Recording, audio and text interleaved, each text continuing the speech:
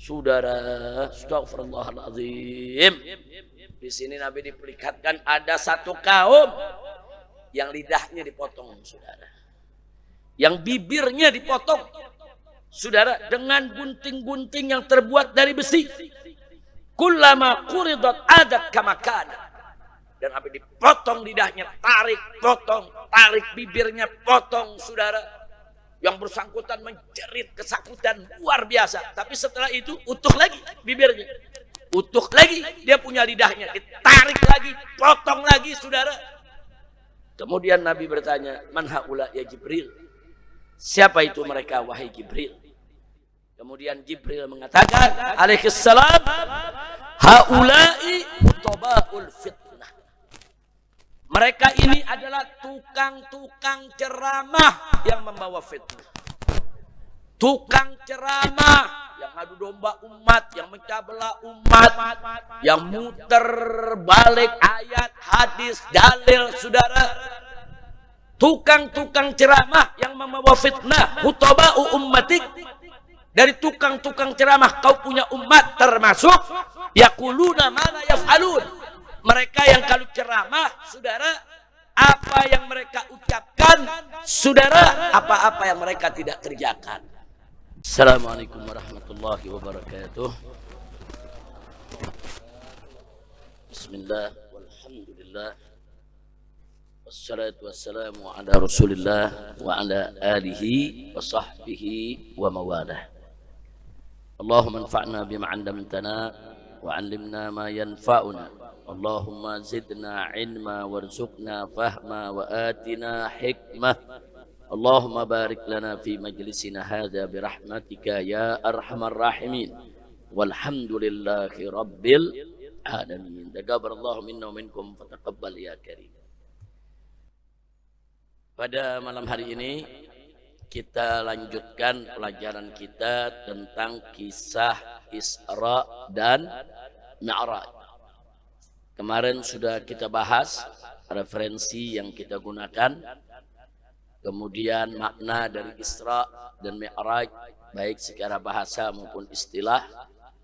Kemudian kita juga sudah paparkan dalil Isra dan Mi'raj baik dari Al-Quran, As-Sunnah maupun Al-Ijma'.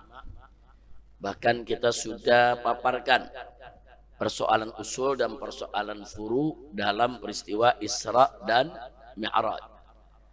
Juga kita sudah sampaikan usul Ahlus Sunnah wal Jamaah berkaitan dengan Isra dan Mi'raj. Dan selanjutnya kita juga sudah uraikan sedikit tentang dalil mereka-mereka yang menganggap Isra Mi'raj itu adalah mimpi. Jadi mereka punya dalil, lalu kita kemukakan dalil Isra Mi'raj dari Ahlus Sunnah wal Jamaah yang menyatakan Isra Mi'raj itu bukan mimpi, tapi peristiwa nyata. Dan kita sudah jawab, kita sudah tanggapi dalil-dalil yang digunakan oleh mereka-mereka yang mengatakan Isra Mi'raj itu adalah mimpi. Nah, selanjutnya kita masuk ke kronologis Isra Mi'raj tentang pengantar peristiwa itu yang sudah kita paparkan. Kemudian yang kedua, perjalanan Isra. Nah, malam ini kita masuk bagian kedua, perjalanan Isra. Mudah-mudahan nanti masuk juga ke yang ketiga tentang kenaikan Mi'raj. Karena malam Kamis yang akan datang kita akan selesaikan Isra Mi'raj bagian keempat dan kelima sekaligus penutupan sementara majelis taklim malam Kamis. Karena sebentar lagi kita masuk bulan Ramadan. Baik, kita pengantarnya sudah kita sampaikan dan sudah kita bahas. Sekarang kita masuk ke perjalanan Isra. Nah, kita masuk ke perjalanan Isra, saudara. Jadi kita belum masuk ke Mi'rajnya. Dalam perjalanan Isra, pertama yang perlu kita ketahui bahwa Nabi alaihi salatu wassalam, saudara, dengan izin Allah subhanahu wa ta'ala diperjalankan di dalam Isra-nya dengan mengendarai al-buraq, saudara. Dengan mengendarai al-buraq. Buraq ini, saudara, nama makhluk Allah Subhanahu wa ta'ala yang digunakan oleh Nabi alaihi salatu wassalam atas izin Allah Subhanahu wa ta'ala di dalam perjalanan Isra-nya. Nah, kemudian saudara, yang berikutnya mari kita lihat. Bismillahirrahmanirrahim. Isma'u rahimakumullah wa radhiyallahu ta'ala ankum. Qala al-muallif rahimahullahu ta'ala rahmatan wasi'ah. Wa yamdi mawqibuhul maimun sallallahu alaihi wasallam fayamurru ala mawaqi' mubarakatin musyarrafah. Jadi dalam perjalanan Isra Nabi dengan mengendalai buraq, saudara, di mana dikatakan bahwa Nabi melewati mawaqi' sejumlah tempat mubarakah yang diberkahi, musyarrafah dan yang dimuliakan. Jadi perjalanan kita punya Nabi dari Masjidil Haram di kota Makkah ke Al-Masjidil Aqsa di Palestina, ternyata di perjalanan itu mampir dulu di beberapa tempat berdasarkan riwayat-riwayat yang sampai kepada kita.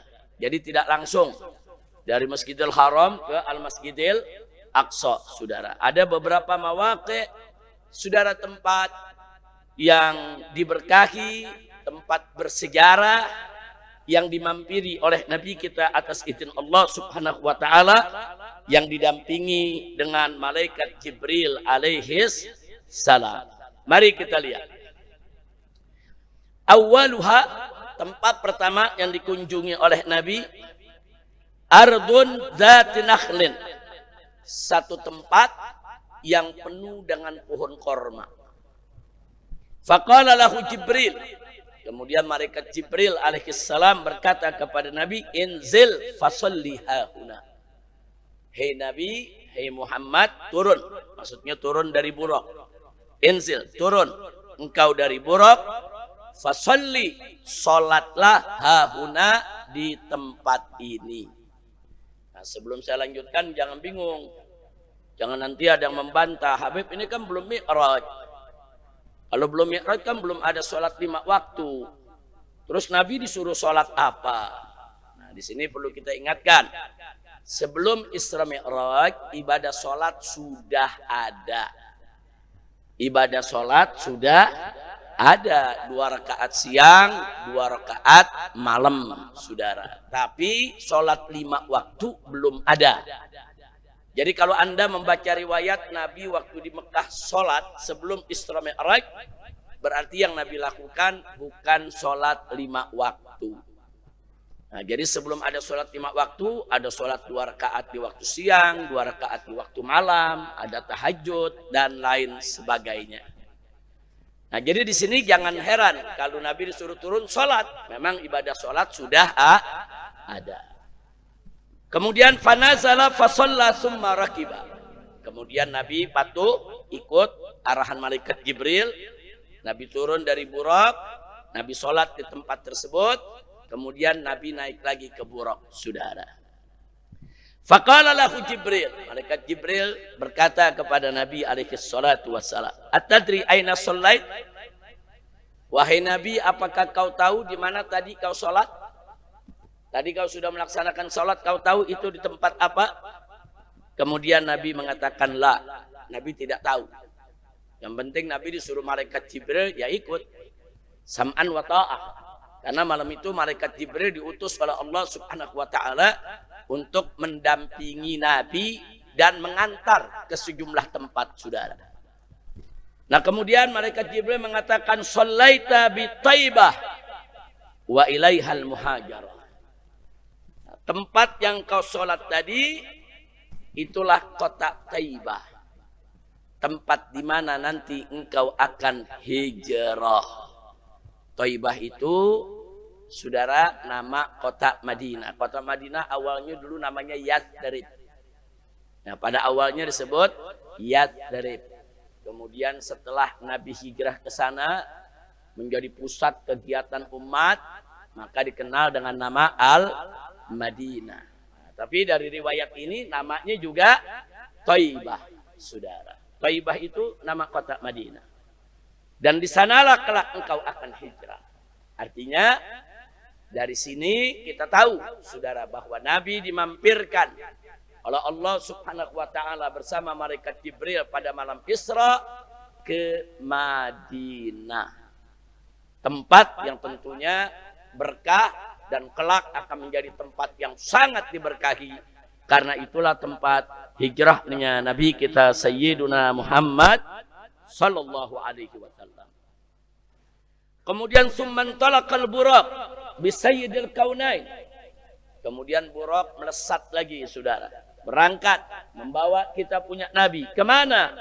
Ila an wasala Madyan, sampai ke tempat yang bernama Madyan. Ada apa di Madyan? Inda syajarati Musa alaihissalam. Nabi diberhentikan oleh malaikat Jibril dengan buruknya inda syajarati Musa, yaitu di tempat pohon pernah tempat berteduhnya Nabi Musa. Jadi di Madyan ada pohon rindang, saudara. Nah, tempat yang itadalla tahtaha hina kharaja min Mesir. Tatkala Nabi Musa keluar dari Mesir, saudara. Nah, kemudian beliau melakukan perjalanan, beliau mampir, saudara, di tempat yang bernama Madyan, dan di sana ada pohon yang rindang. Disitulah Nabi Allah Musa alaihissalam beristirahat. Yang menarik apa? Faqala lahu Jibril. Kemudian Nabi, saudara, malaikat Jibril mengatakan kepada Nabi alaihi salatu wasallam, "Inzil fasalli." Turun ya Muhammad, salat lagi di sini. Salat lagi Nabi, saudara. Nah, fa nazala fasalla. Nabi turun, Nabi salat.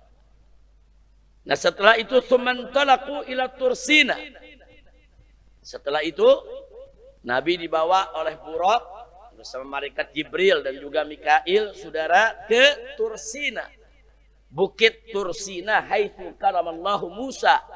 Bukit di mana pernah Nabi Musa alaihissalam dijanjikan oleh Allah datang ke sana dan mendapatkan firman-firman-Nya. Nah, di tempat tersebut faqala lahu Jibril, malaikat Jibril lagi-lagi berkata kepada Nabi Musa, "Inzil fasalli." Turun kau wahai Muhammad, salatlah di tempat tersebut. Fanazala fasalla, maka Nabi turun dan Nabi salat di tempat tersebut. Baik, yang berikutnya, saudara. Tsumma rakiba ila an balaga ardan fabadat lahu kusur Sam. Kemudian Nabi dibawa oleh lagi malaikat Jibril dengan buraq tadi, saudara, sampai, saudara, suatu tempat yang dari situ kelihatan istana-istana daripada negeri Syam. Saudara, Syam itu kalau sekarang ini tuh Palestina, Lebanon, Syria. Nah, itu disebut negeri Syam yang berbatasan dengan kekaisaran Romawi, saudara.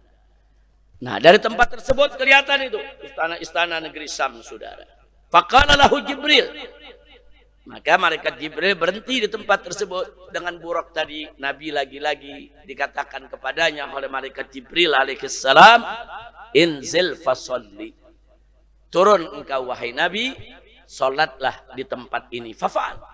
Kemudian Nabi kerjakan apa yang diperintahkan oleh Jibril. Tsumma rakiba. Kemudian setelah itu Nabi mengendarai buraq lagi. Fantalaqal buraq bihi. Melesat lagi dengan buraqnya, saudara. Faqala. Nah, saat itu ditanya lagi oleh Jibril, "Atadri aina shallait?" Apa kau tahu ya Muhammad di mana barusan kau salat? Nabi mengatakan la. Akhirnya dikatakan oleh Jibril, "Shallaita bi baiti lahmin haitsu wulida Isa ibnu Maryam." Barusan kau berhenti bi baiti lahmin. Kalau bahasa Arabnya baitul lahmin. Nah, kalau orang di Israel sana sebutnya Bethlehem. Kalau orang Tamburan bilang Betel. Itu dari Baitu Lahmin, saudara. Aslinya namanya Baitu Lahmin Betel palsu. Ini kan nama di Indonesia. Jangan ntar bilang apa Isra-nya ke Betel ya. Isra-nya kemana? Ke Baitul Lahmin. Di mana haitsu wulida Isa bin Maryam alaihi wassalam, tempat lahirnya Nabi Isa putra Maryam. Nah, lagi-lagi di situ Nabi berhenti dan Nabi sholat. Sudah berapa tempat tuh barusan Nabi berhenti, saudara? Jadi Nabi berhenti sholat di Thaibah, yaitu Madinah. Kemudian sholat di bawah pohon Musa di Madian, saudara alaihissalam. Kemudian Nabi sholat lagi di Tursina. Kemudian Nabi sholat lagi di mana tadi? Di Baitul Lahmin, saudara. Nah, jadi kita perhatikan di sini, saudara, bahwa ada 4 tempat yang Nabi dibawa mampir oleh malaikat Jibril, saudara, tentu atas izin Allah, dan Nabi diminta berhenti turun di tempat tersebut kemudian sholat. Nah, ini sebetulnya sampai di sini menarik. Habis ini akan kita bahas terlebih dahulu persoalan ini, saudara. Di mana setelah itu, sebelum Nabi mencapai Masjidil Aqsa, Nabi akan mendapatkan pemandangan gaib yang pertama. Nah, ini nanti yang akan kita rincikan, saudara. Ini nanti yang insya Allah akan kita rincikan. Namun sebelumnya, saudara, kita ambil pelajaran dulu dari yang barusan. Nabi dimampirkan oleh malaikat Jibril dengan izin Allah ke 4 tempat dan sholat di sana. Saudara, sebetulnya ini merupakan dalil buat kita, saudara, bagi apa? Bagi persoalan wisata ziarah. Itu kan Nabi diajak ziarah itu. Ziarah ke tempat-tempat bersejarah, saudara. Berarti dari sini mestinya kita jangan jumut, jangan kaku. Jangan kalau dilihat ya Nabi wisatanya 4 tempat, ya 4 tempat itu aja, saudara. Nah, kalau tempat lahirnya Nabi Isa menjadi wisata ziarah, tempat duduknya Nabi Musa jadi tempat ziarah, Tursina jadi tempat ziarah, lalu bagaimana Mekah tempat lahirnya Nabi? Lalu bagaimana Madinah tempat perjuangan Nabi? Lalu bagaimana Madinah tempat wafatnya Nabi? Nah, itu semua patut menjadi tempat wisata ziarah, saudara. Jadi jangan kaku dalam memahami 4, ya udah 4 aja. Ini bisa dikembangkan, saudara. Yang namanya pendalilan, saudara. Oh, Nabi diajak wisata ziarah, berarti sekarang kita wisata ziarah tempat yang bersejarah, boleh tidak? Boleh, saudara. Kenapa tidak? Nah, karena persoalan sejarah ini, saudara, dari kisah tadi kita tahu bagaimana Nabi diajarkan oleh malaikat Jibril dengan izin Allah Subhanahu wa taala. Yang pertama, peduli sejarah. Itu kan namanya peduli sejarah. Di sini tempat Nabi Musa duduk berteduh, di sini tempat Nabi Musa mendapatkan firman Allah, di sini tempat Nabi Isa dilahirkan, satu-satu diperkenalkan. Bahkan bukan hanya sekedar ziarah, Nabi disuruh sholat. Artinya apa? Memuliakan tempat tersebut juga, saudara. Nah, jadi di sini ada peduli sejarah yang dipelajari oleh kita semua dalam peristiwa tersebut. Yang kedua, bukti sejarah. Bukti sejarah juga penting, saudara. Nah, jadi kalau kita mengatakan, oh dulu Nabi berjuang, bla bla bla, di Mekah ada Ka'bah, Ka'bahnya mana? Ada gak? Masih ada, sudah. Itu namanya bukti sejarah. Nah, coba kalau Ka'bahnya udah nggak ada. Nah, nanti jangan-jangan kita dibilang ngarang. Ah, ini ngarang-ngarang ini. Dulu ada Ka'bah, mana Ka'bahnya? Nah, jadi bukti sejarah itu penting, saudara. Jadi kalau para ulama dari dulu sampai hari ini menjaga makamnya Nabi, kuburnya Nabi, jangan terus diartikan mengkultuskan Nabi nyembah kuburan. Nggak begitu, saudara. Karena adanya makam Nabi, kubur Nabi itu menjadi bukti sejarah bahwa memang pernah ada manusia yang bernama Muhammad yang dikubur di tempat itu. Berarti apa? Masjid Nabi bukti sejarah, kubur Nabi bukti sejarah, saudara. Begitu juga adanya Ka'bah bukti sejarah, sumur Zam-Zam bukti sejarah, adanya Bukit Sofa, Bukit Marwah bukti sejarah. Banyak bukti sejarah. Gak sampai di situ. Oh, dulu Nabi punya sahabat banyak. Ada orang yang bernama Abu Bakar, ada yang bernama Umar, ada yang bernama Utsman. Di mana mereka? Ada buktinya. Makamnya masih ada. Kuburannya masih ada. Nah, kuburan Sayyidina Abu Bakar Siddiq dan Sayyidina Umar Ibn Khattab radhiyallahu taala anhuma ada di samping makam Nabi, saudara. Jadi kalau kita ziarah ke Masjid Nabi alaihi salatu wassalam, di bagian depan sebelah kiri, saudara, itu ada bekas rumah Nabi dulunya, tempat tinggal Nabi bersama Sayyidah Aisyah radhiyallahu taala anha. Yang kemudian Nabi dikuburkan di ruang tersebut, Abu Bakar juga dikuburkan di ruang tersebut, Sayyidina Umar juga dikuburkan di ruang tersebut. Ada sejarahnya, ada buktinya. Alhamdulillah.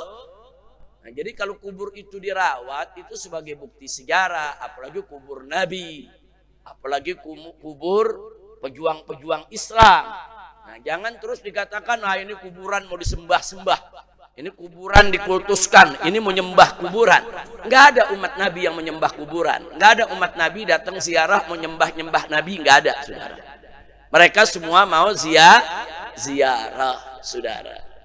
Baik, itu bukti sejarah. Nah, kemudian Sayyidina Utsman ada makamnya di Baqi Al-Gharqad, saudara. Nah, kalau kita ke Baqi, ada makam Sayyidina Utsman, ada makam Abu Sa'id Al-Khudri, ada makam keluarga Nabi, Sayyidatuna Fatimah Zahra. Kemudian ada makam istri-istri Nabi di sana, saudara. Kemudian ada makam anak-anak Nabi, putri-putri Nabi, lengkap. Sampai hari ini semuanya masih ada. Nah, jadi sekali lagi, peristiwa Isra-nya Nabi pelajaran buat kita. Betapa? Satu, peduli sejarah. Dua, bukti sejarah. Tiga, pelestarian sejarah. Maksudnya pelestarian apa? Dijaga. Nah, jangan bukti sejarah dihilangkan. Nah, makanya kita pernah protes keras pada saat sejumlah tempat-tempat bersejarah di Saudi Arabia dihilangkan, dihapus atau tidak diperhatikan. Saudara, beberapa negara Islam protes. Turki protes, Indonesia protes, saudara. Ala kulli hal, saat ini beberapa tempat bersejarah di Saudi, saudara, mulai dilestarikan. Walaupun belum semua, saudara. Sayang sekali kalau tidak dilestarikan. Sebab kalau tidak dilestarikan, tidak dijaga, nanti hilang, saudara. Apalagi ada kelompok-kelompok yang suka ngebom kuburan, saudara. Bagaimana di Syria, saudara, makam para ulama dibom dengan alasan ini sumber kesirikan. Bagaimana makam Nabi di Syria, saudara, makam ulama seperti makam Imam Nawawi, saudara.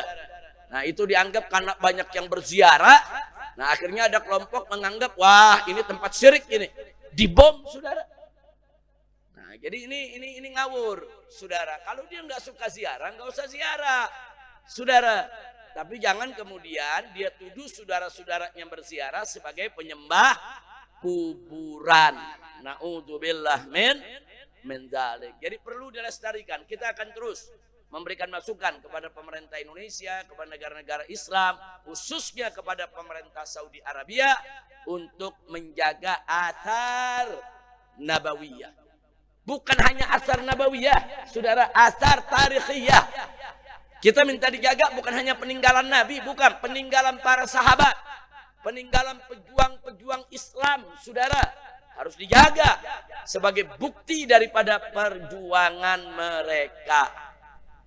Nah, kemudian yang berikutnya, saudara, itu yang keempat, bagaimana Nabi diajak sholat di tempat bersejarah. Makanya kita anjurkan di tempat-tempat bersejarah, jangan sampai umat Islam nanti dituduh nyembah-nyembah tempat bersejarah, dirikan musola. Oh, ini dulu ada tempat ini, tempat di mana Nabi bersama para sahabat melakukan perang Badar. Banyak orang mau datang ke Badar. Itu kan tempat bersejarah. Nah, banyak orang pengen, saudara, mengenang bagaimana dulu peristiwa Badar.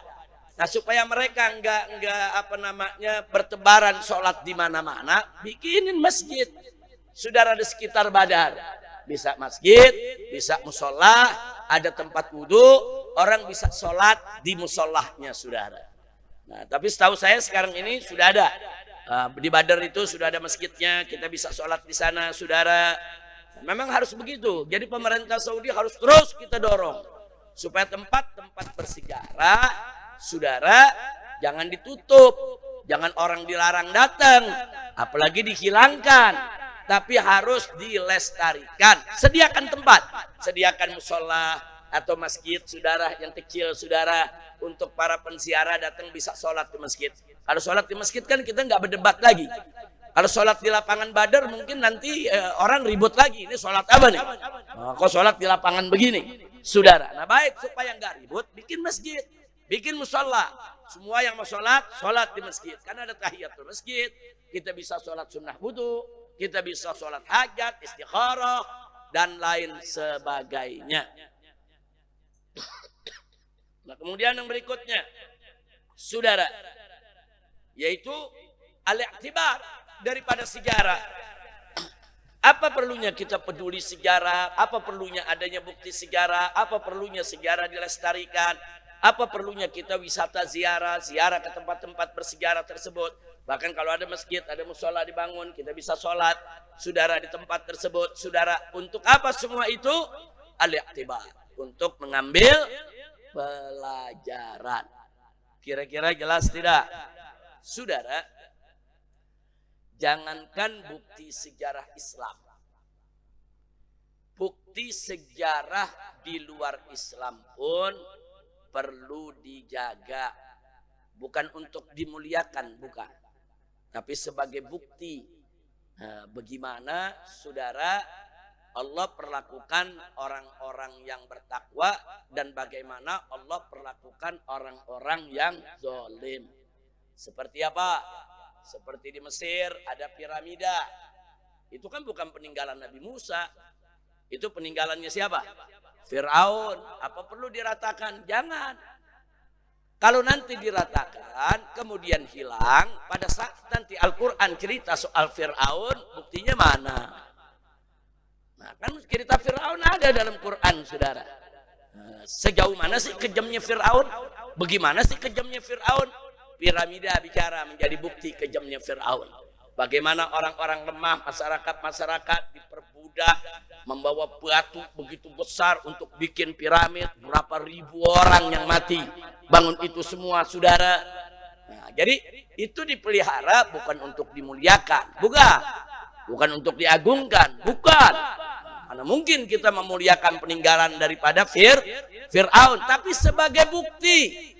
Jadi kalau kita cerita dulu ada Nabi Musa melawan Fir'aun, di mana? Di Mesir. Mana buktinya? Itu buktinya. Ada makam Fir'aunnya, ada piramidanya, saudara, dan lain sebagainya. Kira-kira jelas tidak? Paham semua? Termasuk di Indonesia ada Candi Borobudur, ada Candi Kalasan, ada candi-candi lain.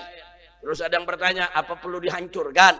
Saudara, jangan. Itu peninggalan budaya sebagai bukti. Oh, dulu sebelum Indonesia masuk Islam, ini ada kerajaan-kerajaan Hindu. Mana buktinya? Itu candi-candi. Oh, dulu ada kerajaan Buddha. Mana buktinya? Itu candi, saudara, Borobudur.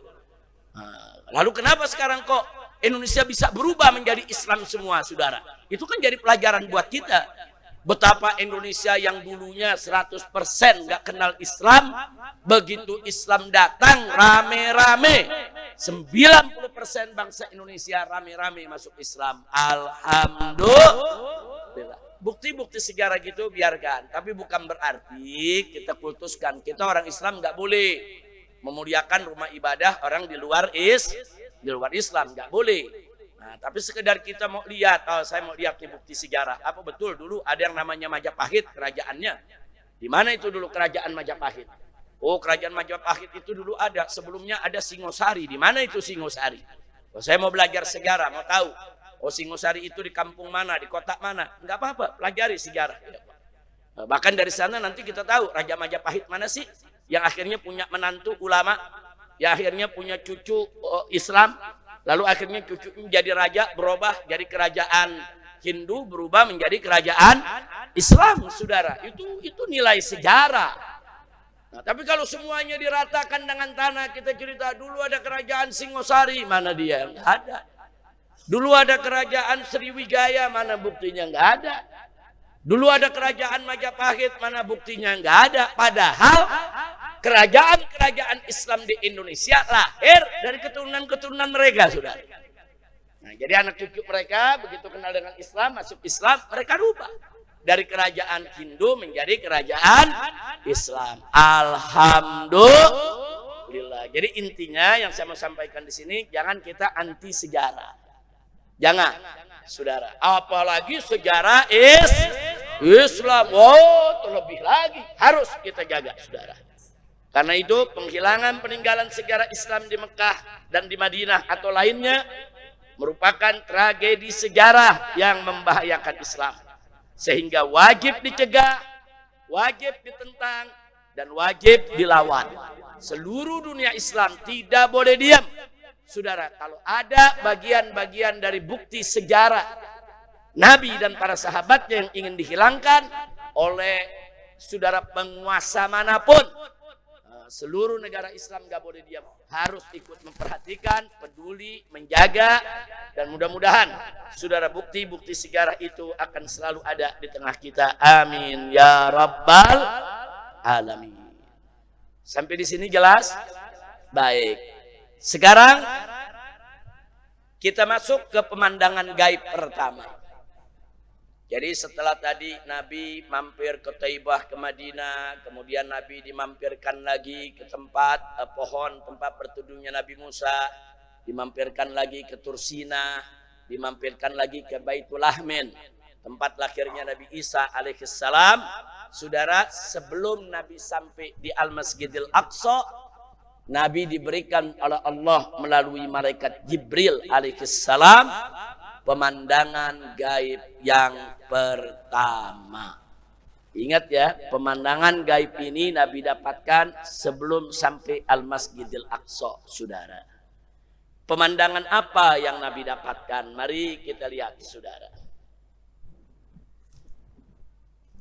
Yang pertama, saudara, yang Nabi dapatkan adalah ada jin yang mengejar kita punya Nabi. Jadi Nabi melihat ada satu makhluk, saudara, membawa obor api, saudara, mengejar Nabi. Jadi Nabi dengan buruk, dia kejar oleh dia, saudara. Nah, saudara, di sini disebutkan, fabainama huwa yasirun alal buraq. Tatkala Nabi terus berjalan dengan buraq, di atas buraq, idza ra'a ifritan minal jin. Nabi melihat jin ifrit, saudara. Nah, ifrit itu termasuk golongan jin. Kenapa disebut ifrit, saudara? Karena boleh dikatakan dia termasuk jenis jin yang gerakannya paling cepat. Kalau gerakannya cepat, saudara, dia disebut ifrit. Nah, makanya dia mau kejar kita punya Nabi. Nah, ternyata buraq lebih cepat, saudara.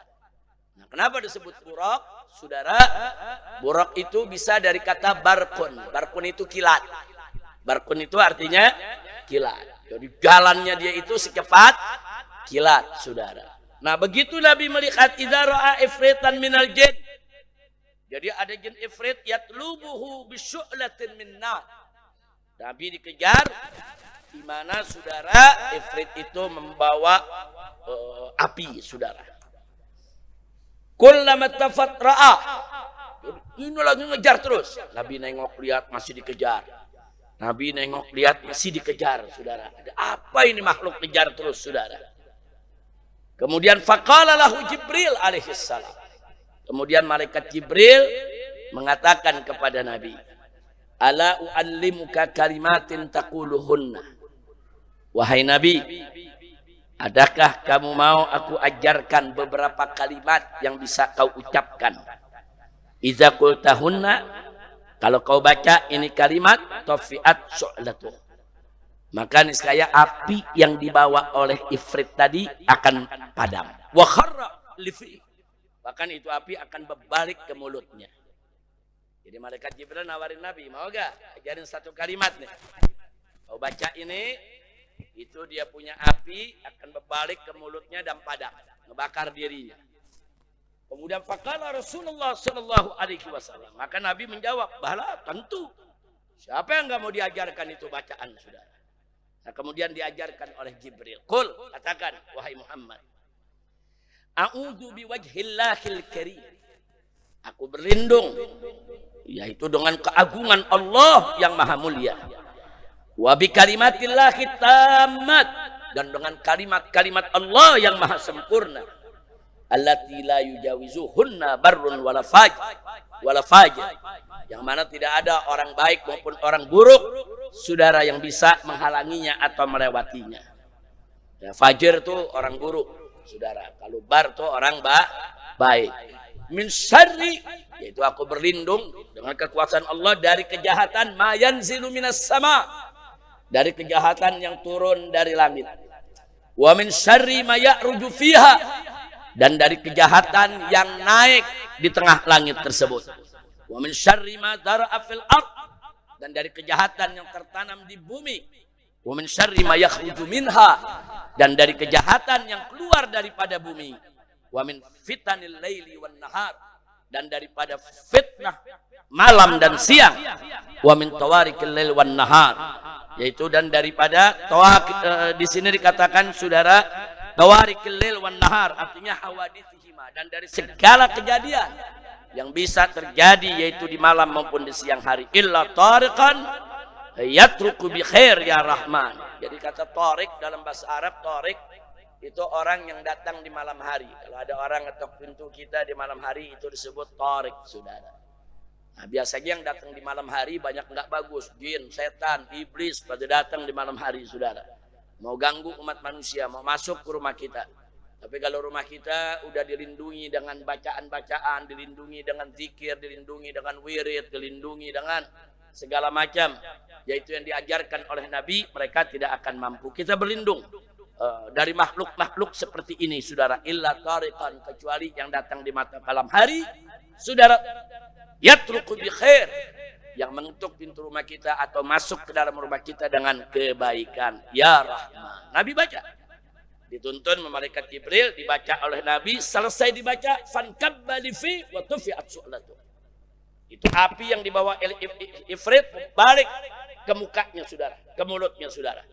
Dan terbakar, dan akhirnya apinya mati. Alhamdulillah. Jadi artinya memang benar, ada bacaan-bacaan Quran, Saudara, yang bisa menghalangi jin, yang bisa, Saudara, mencegah jin, yang bisa mencegah setan.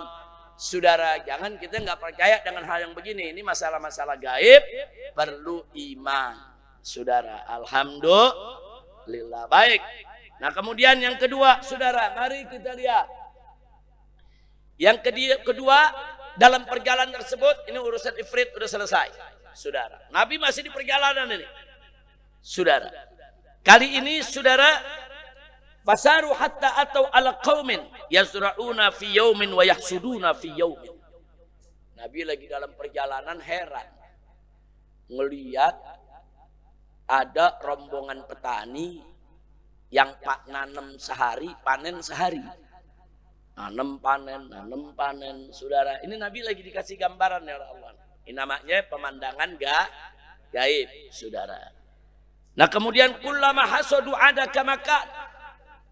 Jadi orang-orang ini, Saudara, setiap dia tanam panen, habis dia panen numbuh lagi, panen lagi numbuh lagi, Saudara. Begitu seterusnya. Faqala, Nabi bertanya kepada Jibril yang ada di sampingnya, ya Jibril, mahadza. Ya Jibril, ini apa nih? Ini apa nih, maksudnya apa nih? Jibril mengatakan, haula'il mujahidun fi sabilillah. Mereka itu, wahai Nabi, adalah para mujahid yang perang di jalan Allah. Tudha'af lahumul hasanah. Kebaikan mereka dilipat gandakan oleh Allah bisab'i mi'ati dhifin, dengan 700 kali lipat. Wa ma anfaqu min syai'in fa huwa yukhlifu. Tidaklah sesuatu yang diinfakkan di jalan Allah kecuali itu akhirnya saudara membuahkan hal-hal yang baik buat dia. Jadi artinya di sini Nabi sedang diberikan tamtsil. Tamtsilul mujahidin, perumpamaan orang yang jihad, saudara, pahala yang didapat kayak tadi tuh. Dia nanam, panen, diambil panennya numbuh lagi, diambil panennya numbuh lagi, diambil panennya numbuh lagi, nggak habis-habis, saudara. Nah, ini perumpamaan betapa jihad fisabilillah itu pahalanya luar biasa. Alhamdulillah. Makanya kita tulis, saudara, di layar ada tamtsil mujahidin. Yang ketiga, saudara, yang ketiga aroma harum masyitah. Mari kita lihat. Waktu Nabi lewat dengan buraq, wa wajada rihan thayyibah. Nabi mencium wangi yang enak wanginya, saudara. Faqala, Nabi berkata kepada Jibril, ya Jibril, ma hadhir raihah. Ya Jibril, ini wangi betul ini. Harum betul ini. Ini wangi apaan ini ya Jibril? Nah, jadi Nabi mau tahu nih wangi apaan? Dijawab oleh malaikat Jibril, hadhihi raihatu masyitati binti Fir'aun wa auladiha. Ini adalah wanginya Masyitah. Masyitah itu tukang sisir. Tukang sisir siapa? Binti Fir'aun. Tukang sisirnya putri Fir'aun, saudara. Wa auladiha, dan anak-anaknya Fir'aun. Jadi Fir'aun punya putri, punya anak, punya tukang sisir, saudara. Nah, dalam riwayat ini nggak disebutkan namanya siapa itu tukang sisir. Di sini cuma disebutkan kerjaannya, Masyitah. Masyitah itu dari kata masyid. Masyid itu sisir. Kalau lelaki tukang sisirnya masyid. Kalau perempuan masyitah, saudara. Nah, kemudian diceritakan sedikit oleh Jibril kepada Nabi. Bainama hiya tamsitu binta Fir'aun. Tatkala tukang sisir tadi lagi menyisir putrinya Fir'aun, isaqatal mustu, jatuh dia punya sisirnya. Faqalat, maka dia berkata waktu dia ambil tuh sisir yang jatuh, bismillah, itu dengan nama Allah. Ta'isa Fir'aun, saudara. Nah, di sini kata-kata ta'isa itu artinya rugi. Artinya di sini pokoknya dengan nama Allah, bukan dengan nama Fir'aun. Kalau Allah tuh maha mulia, Fir'aun tuh makhluk biasa, saudara. Faqalat ibnatu Fir'aun, putri Fir'aun kaget, dia sebut bismillah, nama Allah.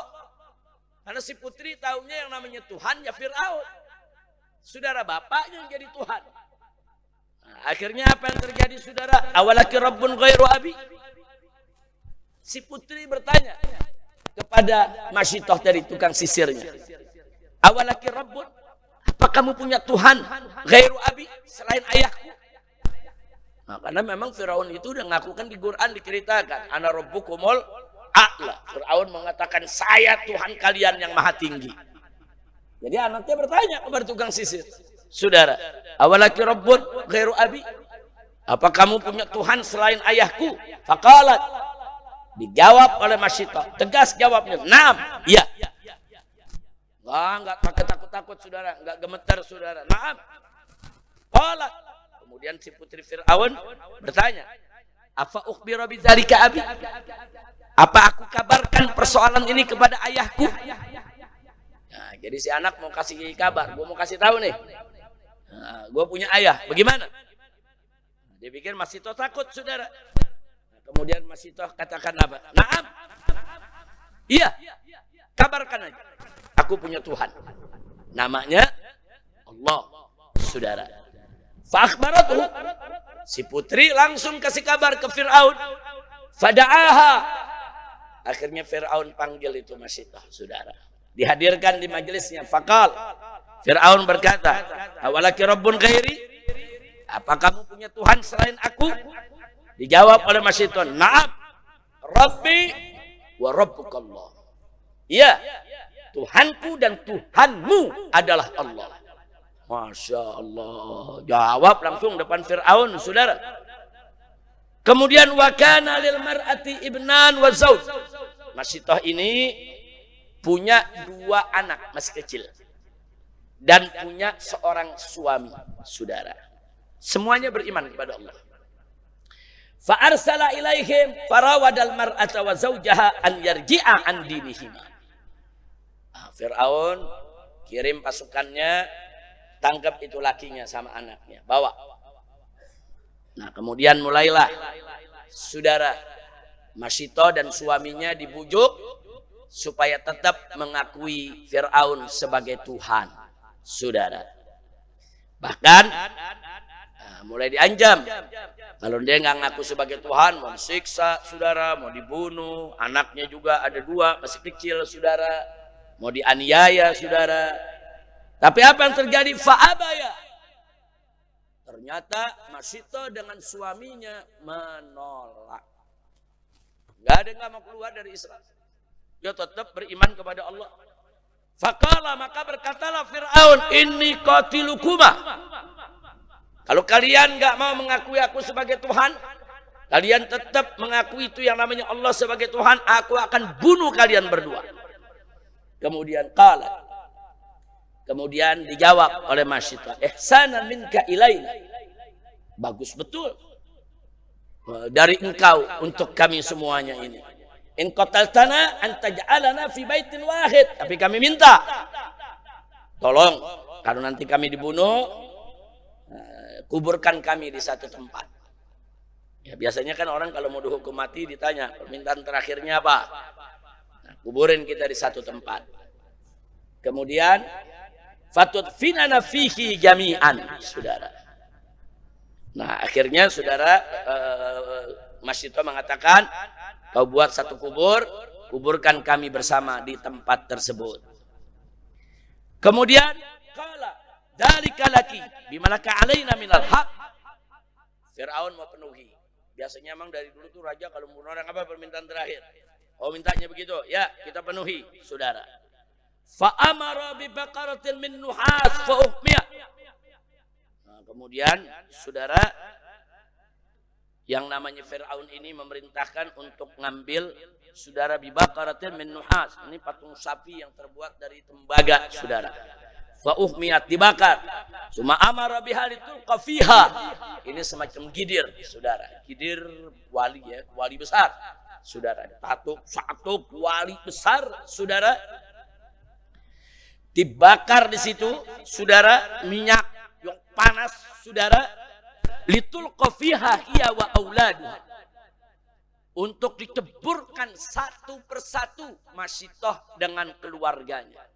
Fa'ulku wahidan hatta balagu asghara radhi'in fihim.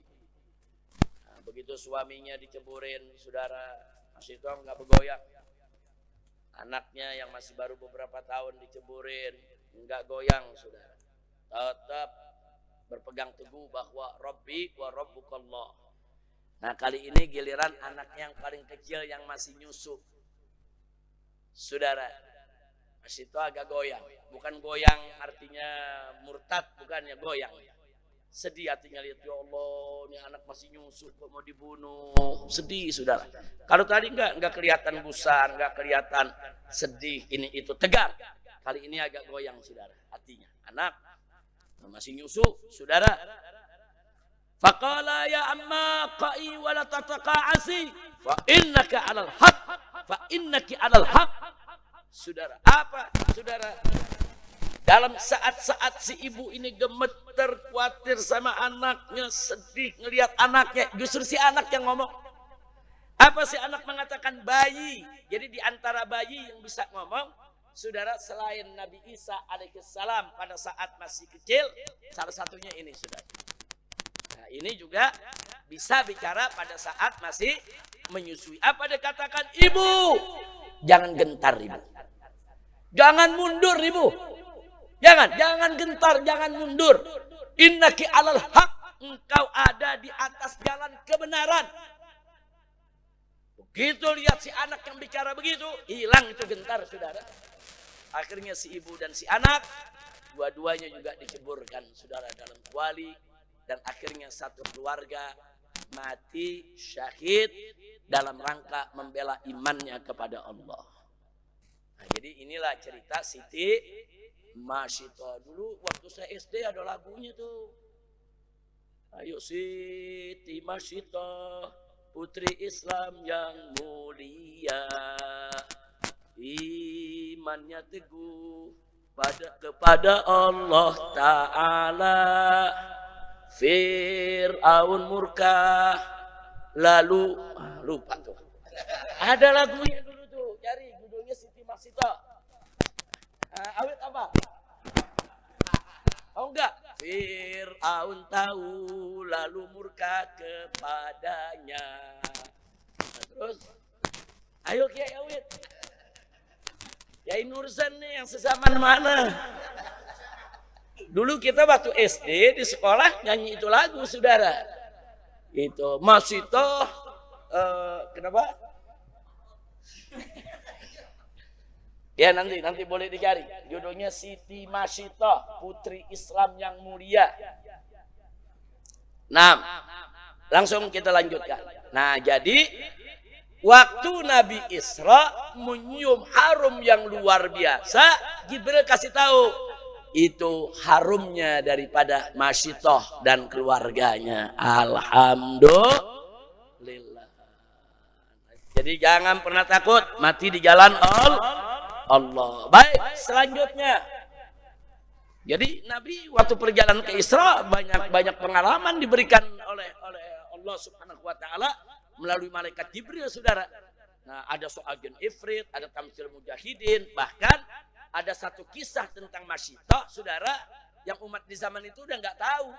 Nah, akhirnya menjadi tahu, oh dulu ada perempuan mulia sampai sedemikian rupa. Nah, yang keempat, saudara, kali ini mari kita lihat. Summa ata ala qaumin.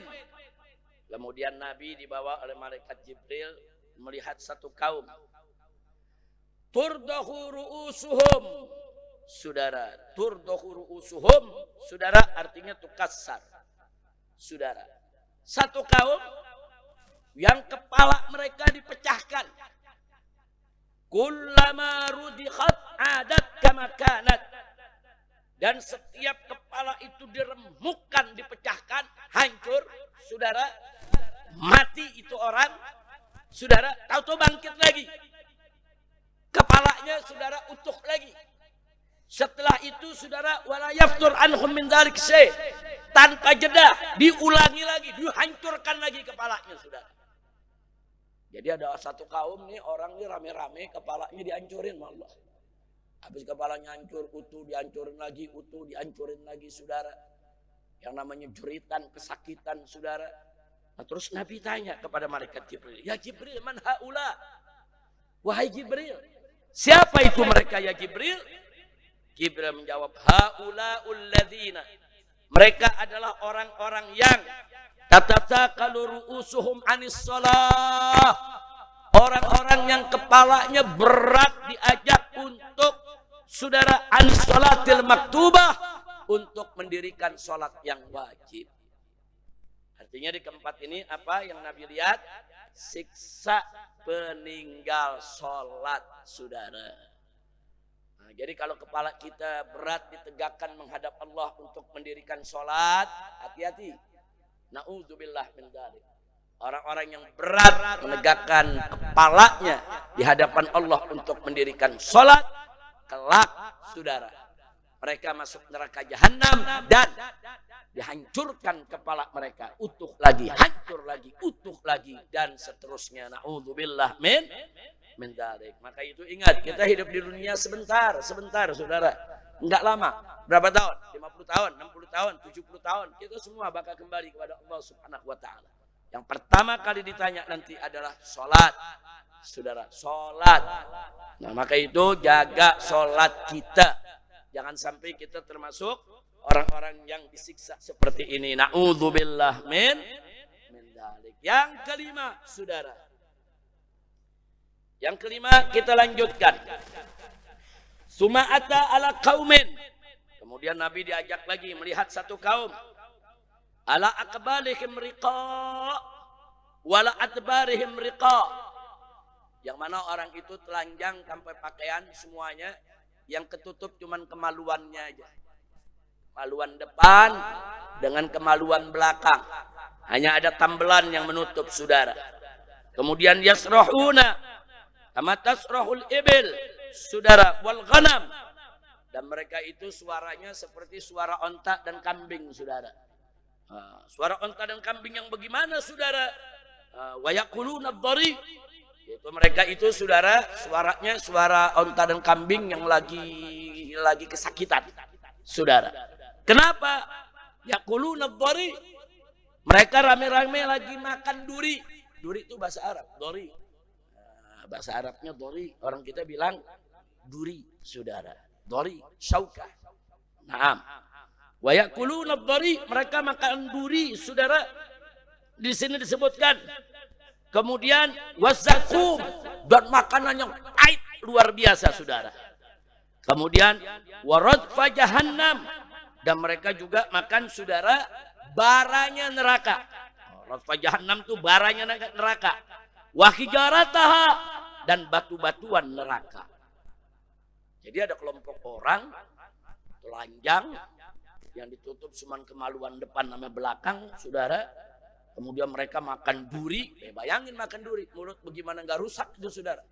Bagaimana mulutnya, kerongkongannya, saudara, duri dimakan.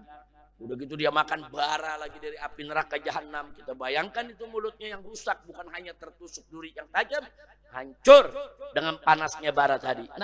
Nabi bertanya, "Man haula ya Jibril?" Siapa lagi nih mereka nih, wahai Jibril?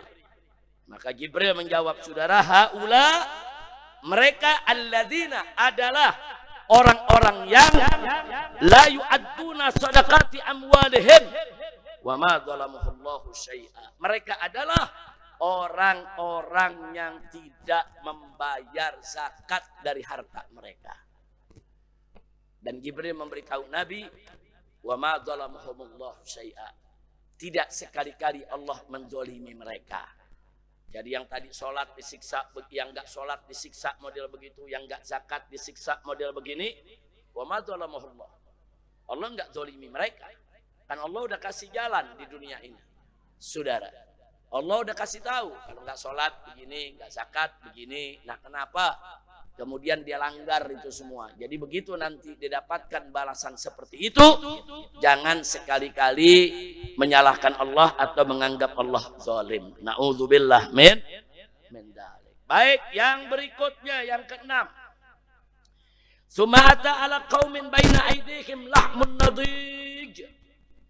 Kemudian Nabi dibawa lagi oleh malaikat Jibril melalui satu kaum, saudara. Di tangan mereka ada daging yang segar, fi gudurin. Jadi di hadapan mereka ada kuali, isinya daging-daging segar, daging bagus, saudara. Walahmun akhar ni'un khabith. Di sebelahnya ada lagi daging yang busuk. Jadi ada segolongan kaum, ada daging yang bagus, ada daging yang busuk, tumpukan daging, saudara. Di kuali-kuali nih, banyak kuali nih. Ada kuali isinya daging bagus, ada kuali isinya daging busuk, saudara. Faja'alu yaquluna minan nai'il khabith. Tapi kaum tersebut rame-rame berebut makan dari kuali yang isinya daging busuk. Rame-rame dia makan. Wa yada'una an-najid at-tayyib. Sementara daging yang segar, yang bagus, mereka tinggal. Nabi bertanya lagi, mahadza ya Jibril? Apalagi nih ya Jibril? Apalagi nih yang Jibril? Kata Nabi, hadzal rajul. Nah, di situ kan ada perempuan, ada laki, saudara, yang berebut daging busuk, saudara. Nah, Jibril mengatakan, hadzal rajul, kalau yang laki-laki nih, min ummatik, dari umatmu. Takunu indahul mar'atul halalut thayyibah. Di sisinya ada perempuan, ada istri yang bagus, yang halal, yang thayyibah.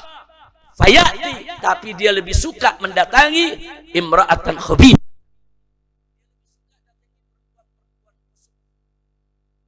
Fayabitu indaha hatta yusbih.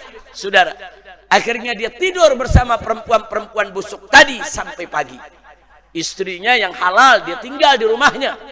Dia datang, dia cari perempuan-perempuan busuk, saudara. Dia tidur bersama perempuan tersebut.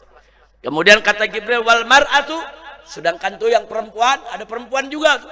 Nabi lihat saudara, apa kata Jibril? Taqumu min indi zawjiha halalan thayyiban. Dia punya suami, suaminya bagus, halal, thayyib, fatati rajulan khabisan, tapi dia datangi laki-laki yang busuk. Kemudian apa? Fatabitu ma'a, dia tidur bersama tuh laki hatta tusbih, sampai di pagi hari. Nah, jadi artinya apa nih? Mau laki mau perempuan udah punya istri, udah punya suami, pasangan yang halal. Saudara, kapan saja dia mau sentuh, saudara, pasangannya halal. Di rumah dia tinggal. Akhirnya dia datang ke tempat pelacuran, yang melacur, dia berzina, atau dia ambil itu perempuan untuk selingkuhannya, saudara. Dia berzina, saudara, dia tinggalkan yang halal. Inilah pemandangan yang ditunjukkan oleh Allah melalui malaikat Jibril kepada Nabi kita Muhammad sallallahu alaihi wasallam. Artinya yang keenam itu apa? Tamtsil perzinahan dan perselingkuhan. Na'udzubillah min dzalik. Jadi hati-hati. Ini lelaki yang sudah punya istri, perempuan yang sudah punya suami, Allah udah kasih yang halal. Syukuri itu yang halal, jaga itu yang halal, nikmati itu yang halal. Jangan sekali-kali tergiur yaitu dengan mereka-mereka yang haram. Na'udzubillah min dzalik. Yang ketujuh, saudara, ini pemandangan gaib, masih perjalanan Isra, saudara. Yang ketujuh, summa ata ala khashabatin ala tariq la yamurru biha thawbun wala syai'un illa kharagathu. Nabi melihat pemandangan yang menarik, saudara, di mana ada sebatang kayu di tengah jalan, menghalangi jalan, tidak ada apapun yang melewatinya kecuali dirusaknya, saudara. Pokoknya ada baju lewat dirusak, ada apa aja lewat dirusak. Jadi ada sebatang kayu di tengah jalan, dia menghalangi jalan, pokoknya ada yang lewat, dia rusak, saudara. Begitu terus yang dilakukan. Kemudian Nabi bertanya kepada Jibril, mahadza ya Jibril, ini apa nih maksudnya wahai Jibril?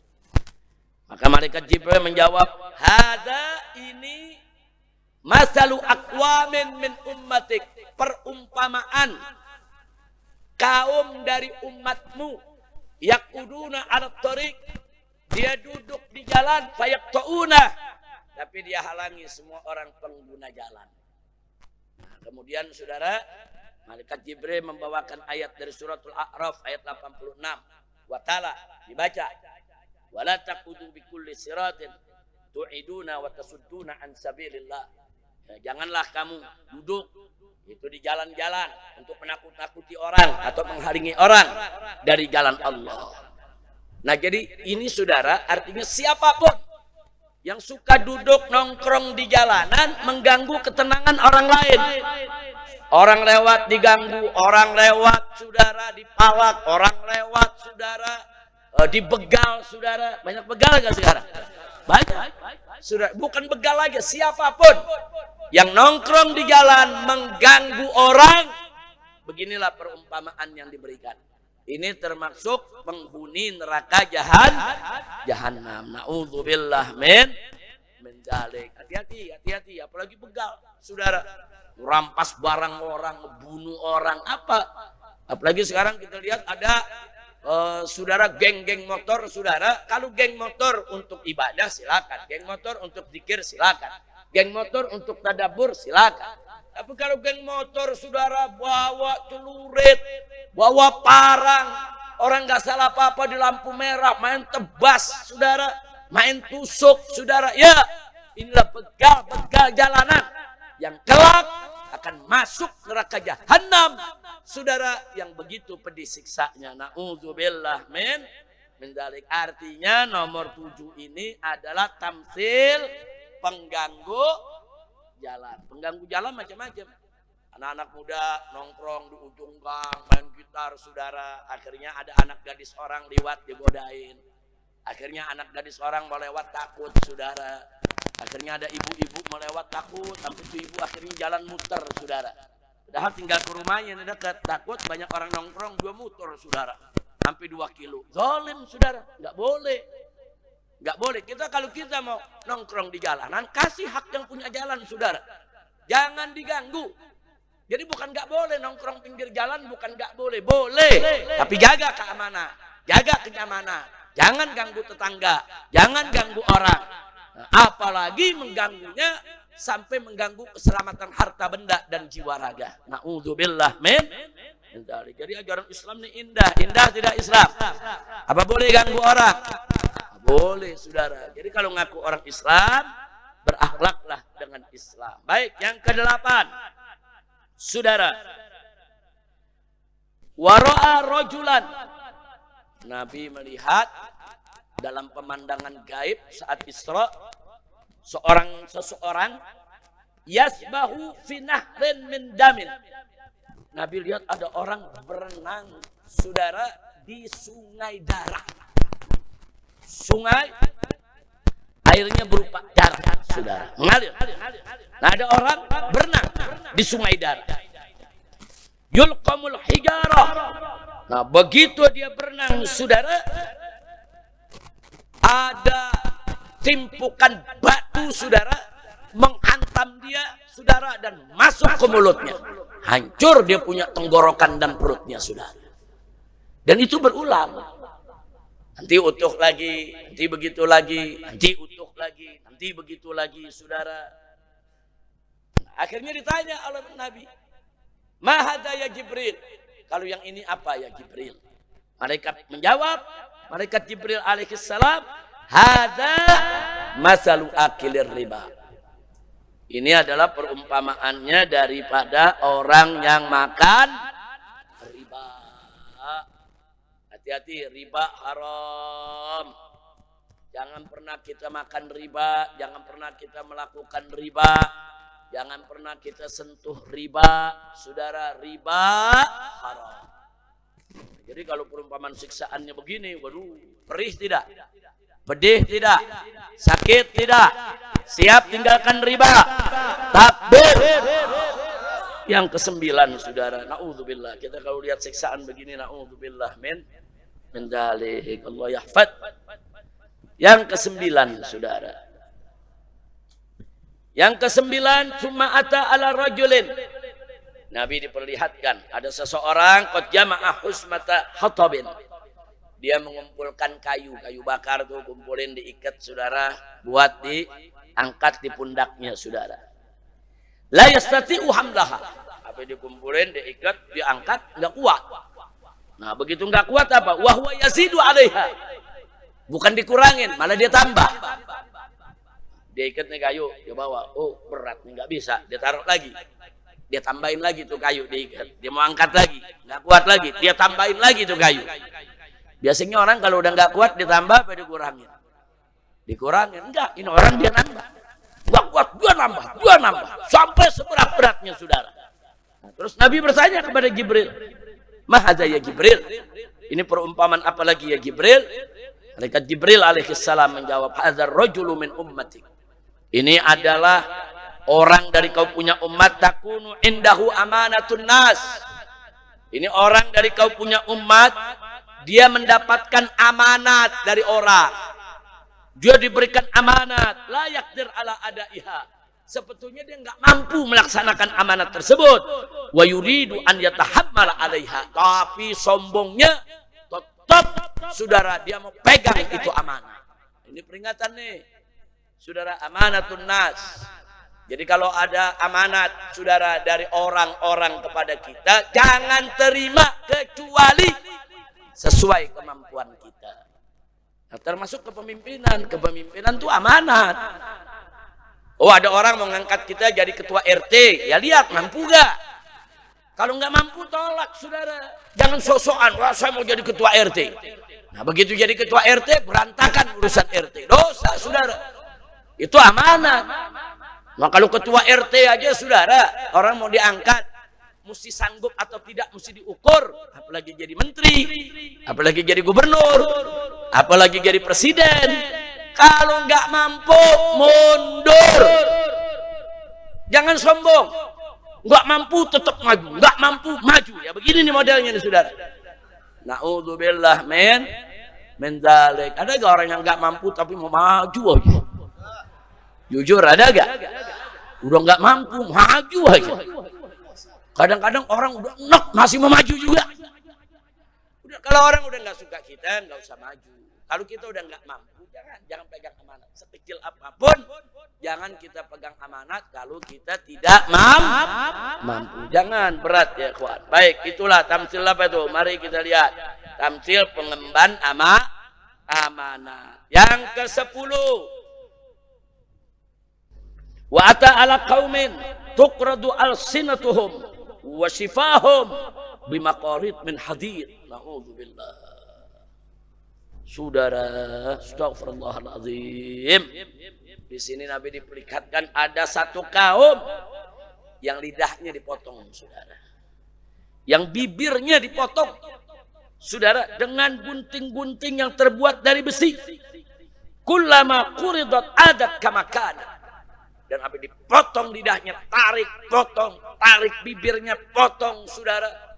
Yang bersangkutan menjerit kesakitan luar biasa. Tapi setelah itu utuh lagi bibirnya. Utuh lagi dia punya lidahnya. Ditarik lagi, potong lagi, saudara. Kemudian Nabi bertanya, man haula ya Jibril? Siapa itu mereka wahai Jibril? Kemudian Jibril mengatakan, alaihissalam, haula'i hutaba'ul fitnah. Mereka ini adalah tukang-tukang ceramah yang membawa fitnah. Tukang ceramah yang adu domba umat, yang mencah belah umat, yang muter balik ayat, hadis, dalil, saudara. Tukang-tukang ceramah yang membawa fitnah. Hutaba'u ummatik. Dari tukang-tukang ceramah kau punya umat, termasuk yaquluna ma la yaf'alun. Mereka yang kalau ceramah, saudara, apa yang mereka ucapkan, saudara, apa-apa yang mereka tidak kerjakan. Nah, jadi antara ucapan dengan perbuatan berbeda. Ajak orang berbuat baik, dirinya sendiri nggak baik. Ajak orang untuk sholat, dirinya sendiri nggak sholat, saudara.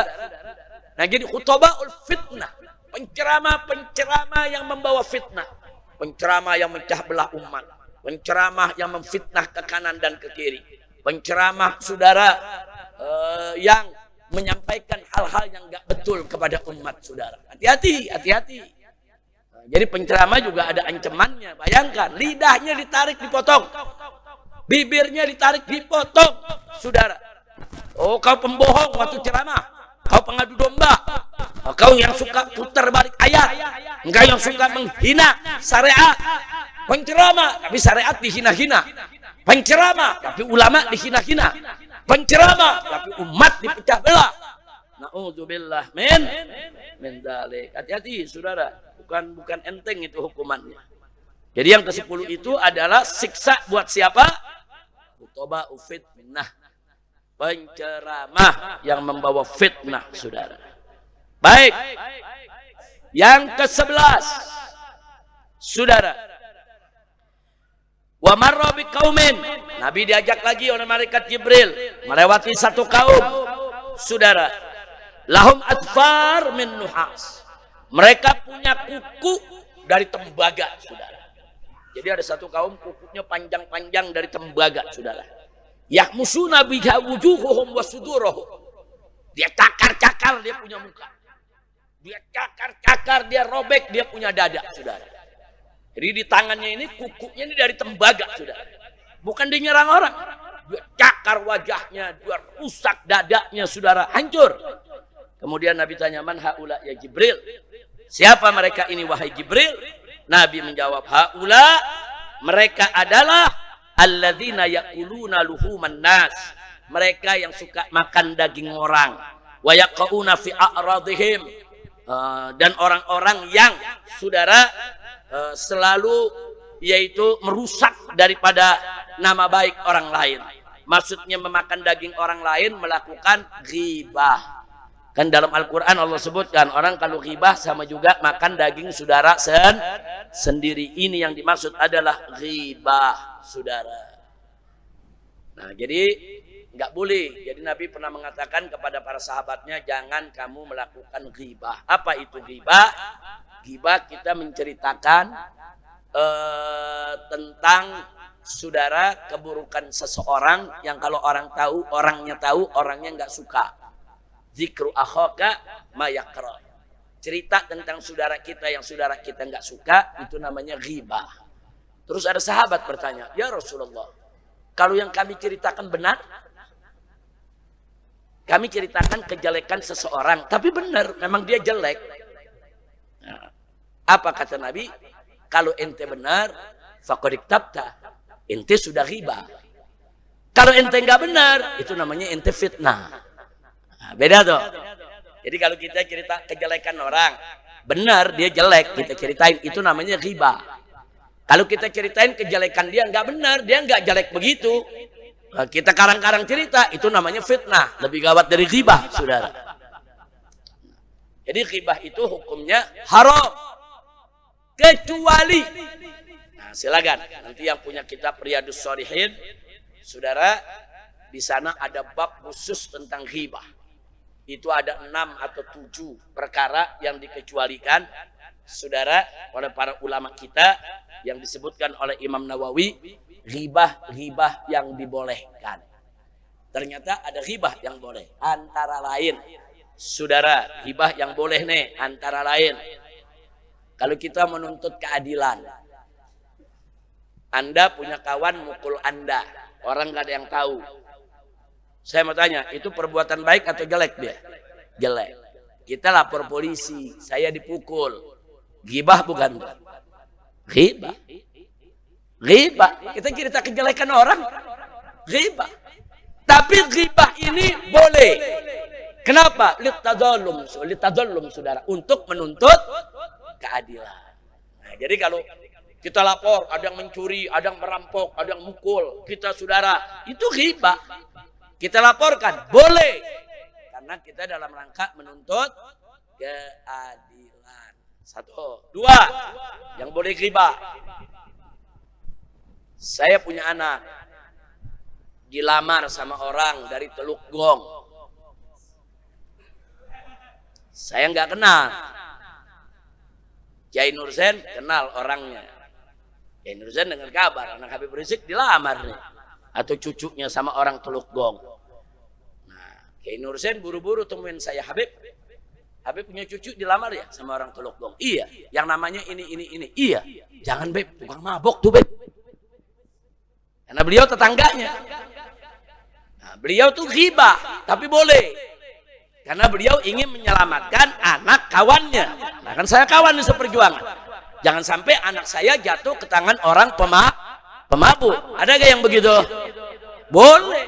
Jadi kalau Anda tahu saudara Anda anaknya dilamar sama orang, orangnya jahat, kasih tahu saudara Anda.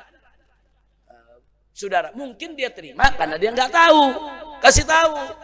Tapi ngasih tahunya jangan fitnah, betul-betul.